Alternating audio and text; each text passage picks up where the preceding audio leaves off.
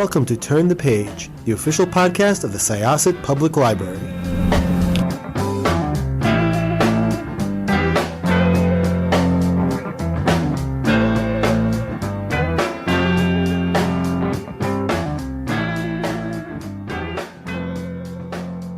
Hi, everybody. This is Evelyn Hershkowitz, Reader Services Librarian at the Syosset Public Library. We are on the Turn the Page podcast, and today I have a very, very special guest, one who does a lot more podcasts than we do, and they are all fabulous. So I'd like to introduce you all to Zibby Owens. Now, Zibby wears a lot of hats, just like Pippa in the book that we're going to talk about, Blank, which comes out on March 1st. She's the award-winning podcast host of Moms Don't Have Time to Read Books. She's the founder and CEO of Zibby Media, which includes the publishing house Zibby Books, online content site, Zibby Mag, Zibby's Book Club, retreats, classes, events, and podcasts, and owners of Zibby's Bookshop, an independent bookstore in Santa Monica, California. And today is their 1-year anniversary, so congratulations on that. Thank you. Her previous books include Bookends, a memoir of love, loss, and literature, Princess Charming, and 2 anthologies that she edited. Most of all, she's the mother of 4 pretty fabulous kids, ages 9 to 16, and wife to Kyle. So thank you so much, Zibby, for being with us. I'm really excited to speak to you. I read Blank. I loved it. It was so much fun.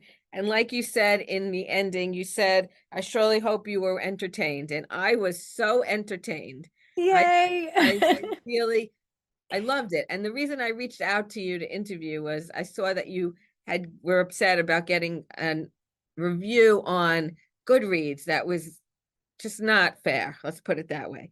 So I reached out to get the book so that I could read it and make sure I gave it a good review.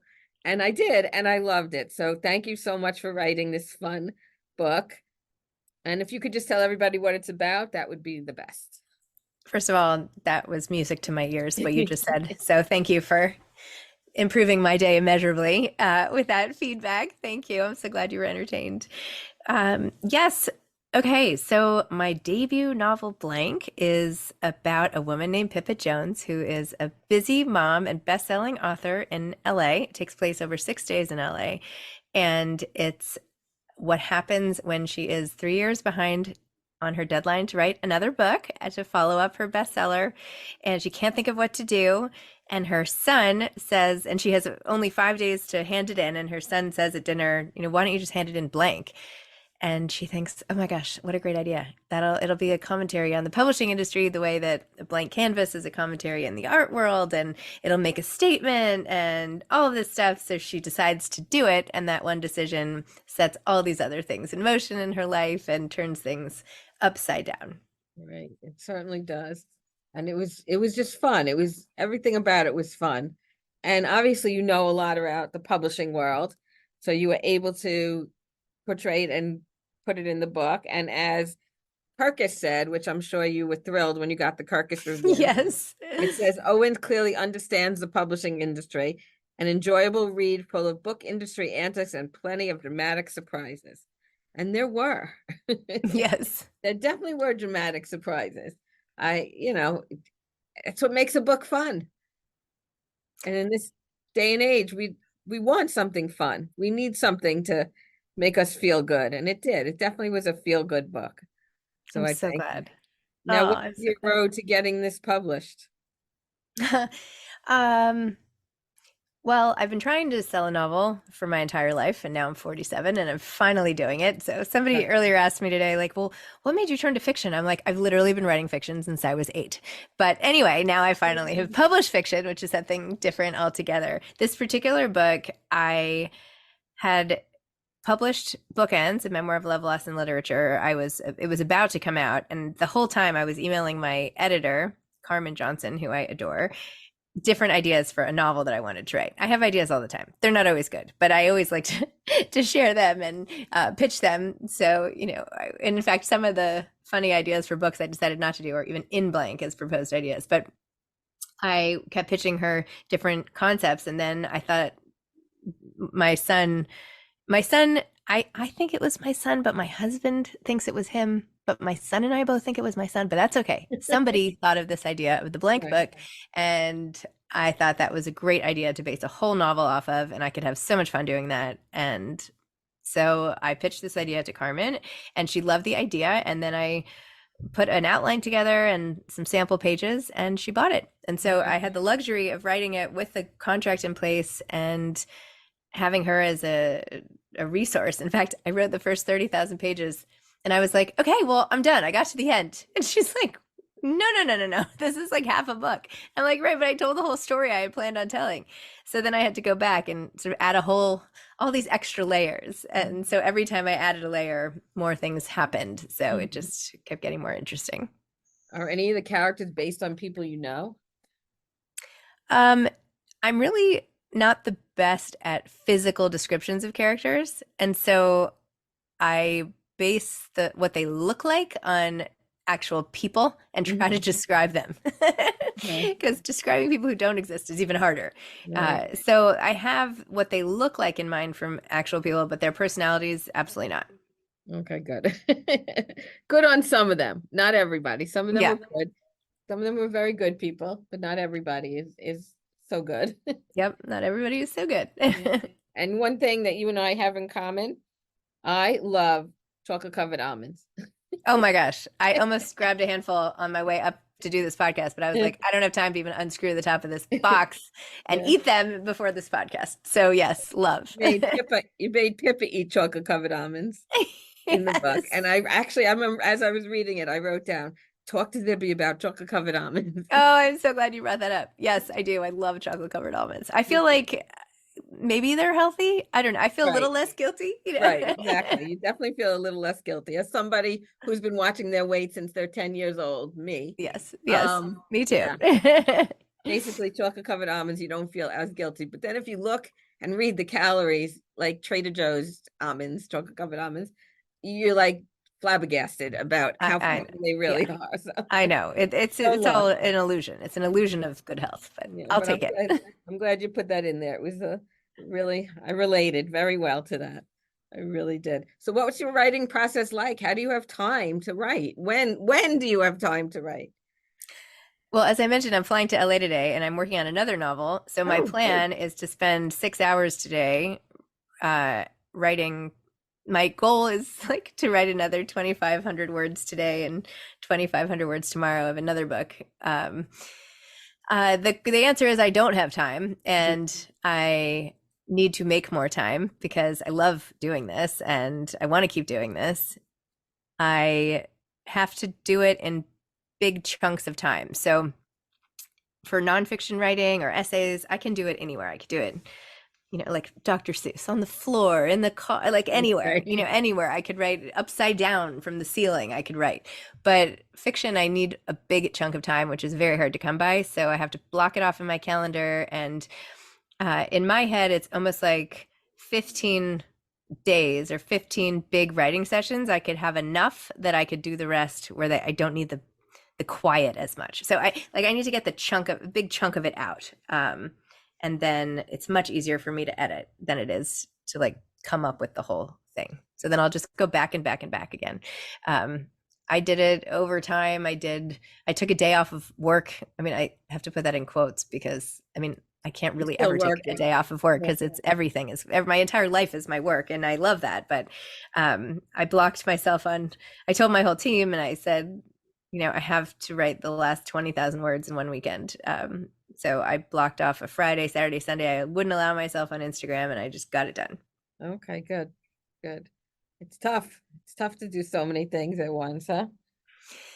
Yeah, but we all do so many things. Yeah. This is life, right? We're all doing a million things every day. And that's part of why it was fun to write the character of Pippa and Blank, because everybody is stressed. Everybody is balancing things and juggling things and, being like, seriously, this, that's like life. So yeah, we're all just overwhelmed. And why did you base this book in California and not New York? Oh, because I wish I'm there when I'm not there. And that's like, that's where I want to go in my creative life. Mm-hmm. So you'd rather be in California, huh? In the sunshine, not the snow. I love New York. I am a native New Yorker. I will always be here, but I like to escape. And a novel is an escape. So a novel set here, I could. I mean, I have. That's one of the unpublished ones, but Okay. I don't know. Who knows? Okay, well, maybe now if this one, when it comes out on March 1st and it's successful, they'll look at your other ones and say, we're going to do a No. list. Nobody's looking at those. Thank you very No. much. No, thank you. Okay. Well, you practiced. Yes, I practiced. You did a lot of practicing. Hmm. The way they say you have to do it. You have to get to Carnegie Hall is to practice, practice, practice. That's right. Two of my favorite authors both have quotes from your book. You have Annabelle Monahan, who you also mentioned in your book. Your good friend.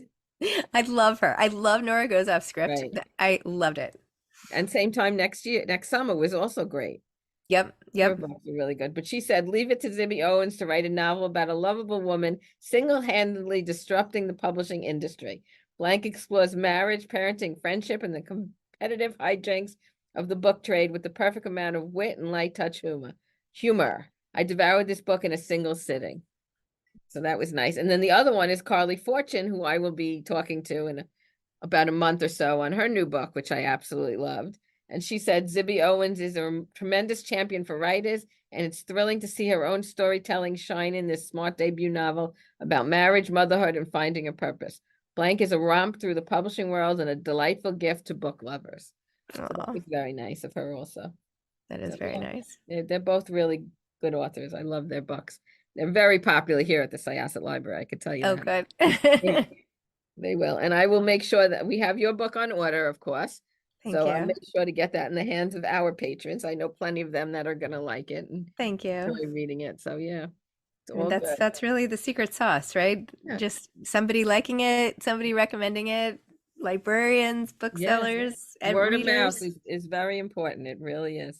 Yes. It really is. We will definitely be handing this to our readers. Thank you. Yeah. And I'm sure you'll have a big display at the bookstore, huh? Oh my gosh. I know we haven't talked about how we're going to do it yet, but really? It's only a few weeks away.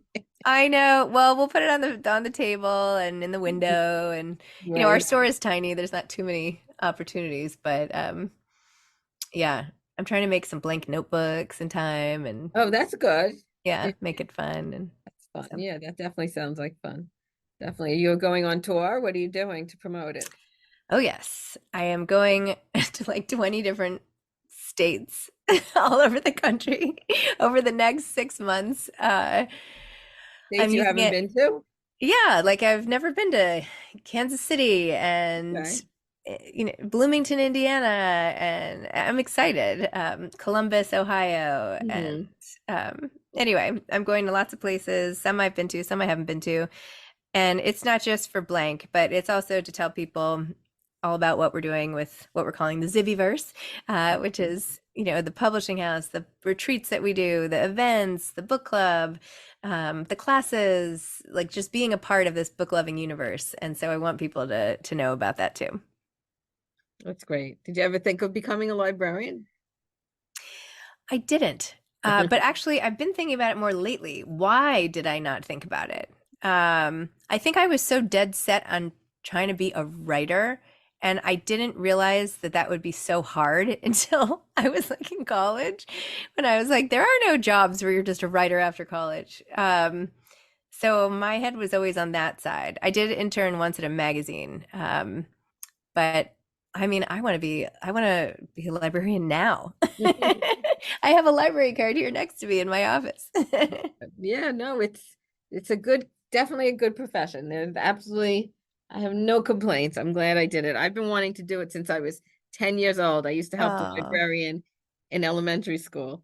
That's amazing. It took me a lot. You know, I had a different career before. It took me a long time to actually do it, but I'm so glad I did. That I get to read and talk to authors like you. So fabulous. I mean, you're already doing it and you're not a librarian, so you don't need, you're an honorary librarian. Oh, thank you. I love that. Thank you so much. Not that I have the power to do that, but we'll pretend.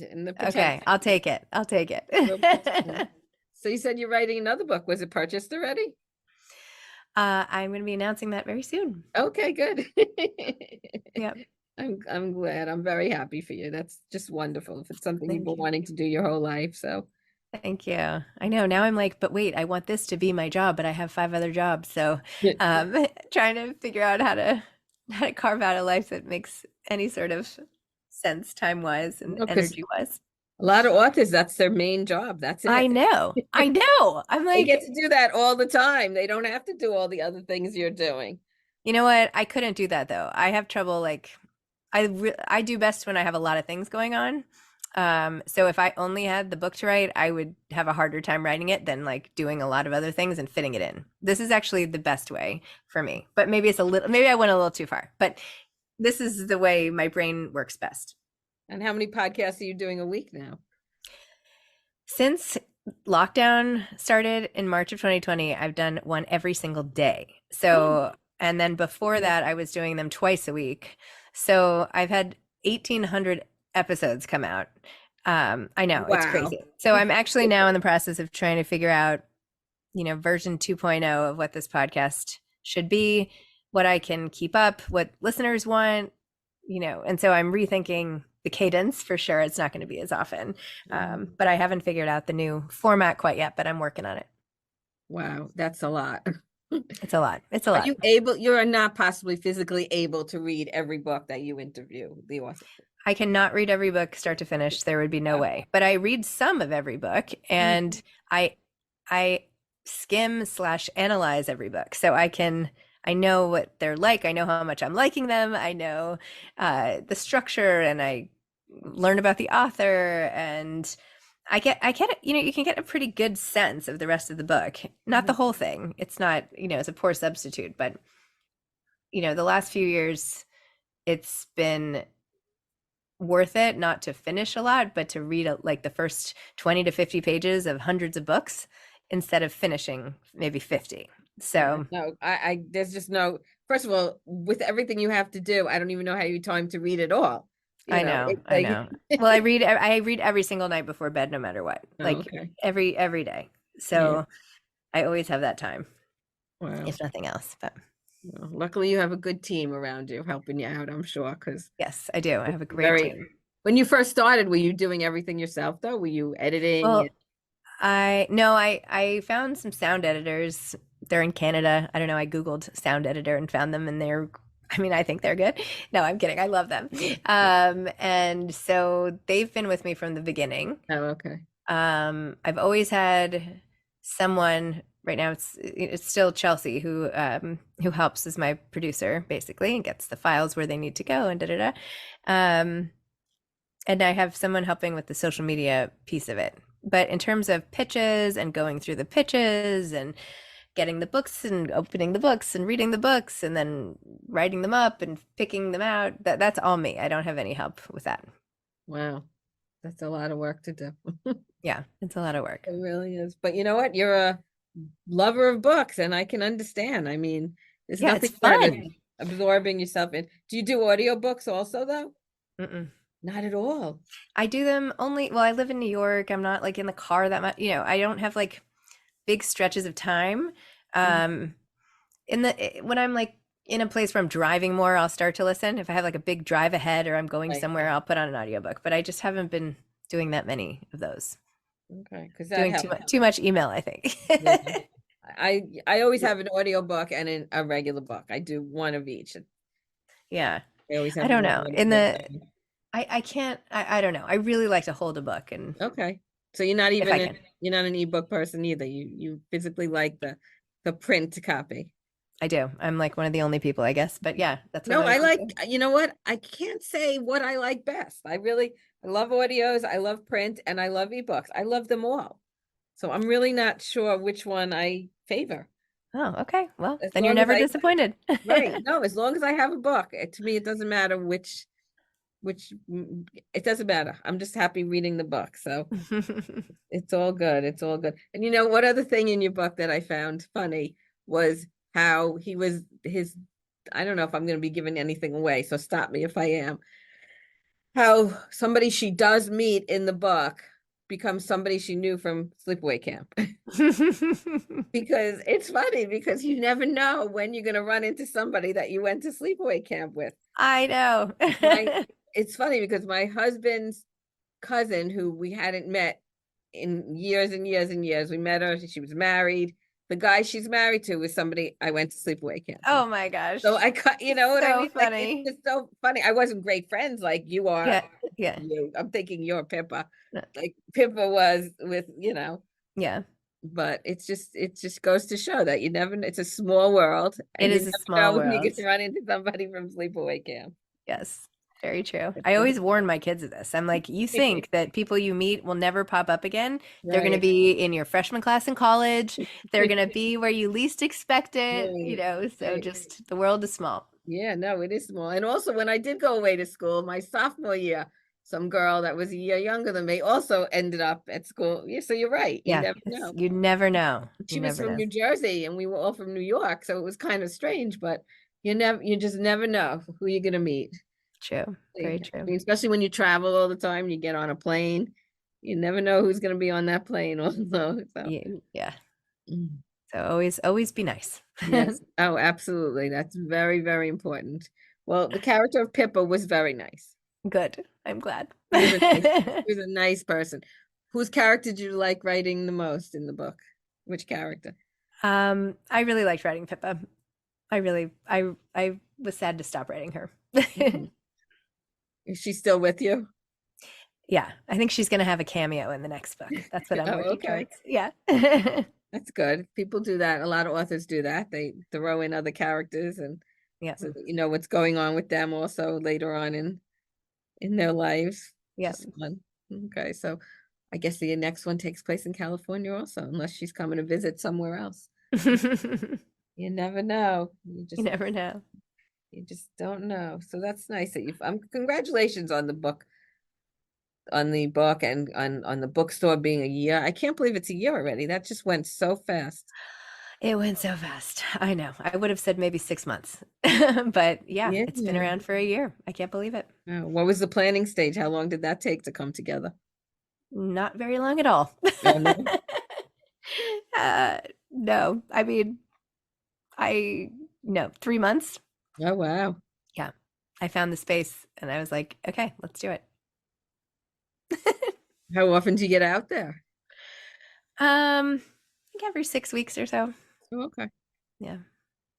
They have good managers running the place, I'm assuming. I have an amazing manager, great events person. I have a great partnerships manager, and yeah. And my husband's out there a lot more, so he does a lot of work out there for his job, Mhm. and he's a producer, so he checks on the store for me and Oh, goes to okay. events. And Yeah, events are fun. So is that where you're debuting the book, at your store? Is that going to be your first event? no, it's not actually. I won't be out there. Well, I'm gonna do like little pre-signing this weekend, and then not let anybody take the books with them. So we'll see how Oh, that goes. okay. Okay. But my first events are here because I'll be in New York then. I'll be, my kids have school. So when they go on spring break, I'll go to LA. Okay. That sounds great. That sounds great. Yeah, they were nice. They sent me the real copy, not the advanced reader copy. So Oh, I'm like good. very excited that I have that. Oh, yay. Yeah, looks good. It's really nice. I like the cover. Take the jacket off, see what happens. Oh, really? I didn't even Yeah. think to do that. Yeah, take it off. Oh, that's great. Okay, I won't tell anybody, I but I didn't even think to do that. know Wow. that my publisher surprised me. Yeah. Oh, Yeah. that's very nice. What a great idea. Yeah. But nobody's gonna see it when we cover it. You That's know, okay. That's okay. when libraries cover it, you don't see what. Yeah, that's all right. It's Okay, okay. You'll know it's there. I do. I will know it, and I'll have to show them my copy. That's all. My patrons that I plan on telling them to read the book, so I'll do it. So now that you're not an audiobook person, but the book will be on audio. It is, yeah. Hmm. So you got to pick the audio narrator? I didn't, but they Yeah. picked somebody and they felt very confident about it. So I said, okay, fine. Okay, good. Yeah. That's good. Unfortunately, being printed and published by Amazon, we can't get it on Overdrive. Oh, That's how I usually listen to books, but Amazon doesn't sell. For some reason, they don't have a oh, connection. interesting. Yeah, I don't know if you're aware of that, but I wasn't actually, but yeah, okay. Thank you. yeah. So we can't get it on Overdrive, which is what we use here at the library. Okay. Familiar with Overdrive, right? And Libby. Hmm. Yeah. with Amazon and them have not come to an agreement. They don't sell Amazon doesn't sell them the books. So unfortunately, that's usually the way I tell everybody that they can listen to it. But unfortunately, I guess they'll have to go to Audible. Sorry. Amazon, yeah, which is Amazon's, owned by Audible. Yeah, but did you listen to the narrator, and have you listened to the book at all? I haven't. They're just sending me the link to it, so I haven't had a chance to hear it yet.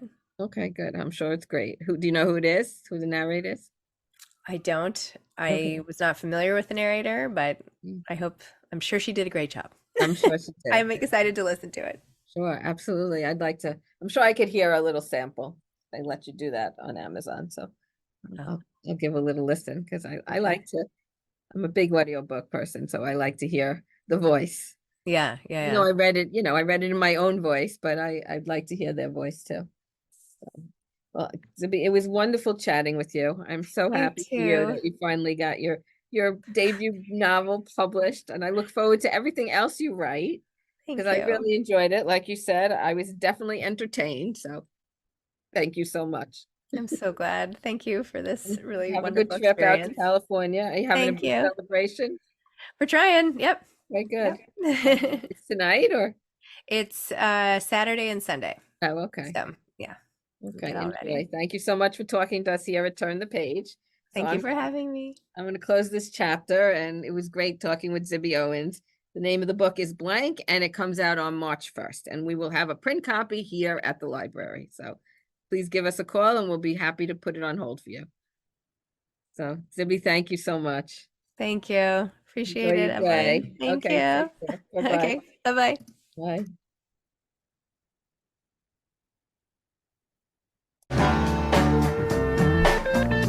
It's time to close this chapter of Turn the Page. Join us for the next episode.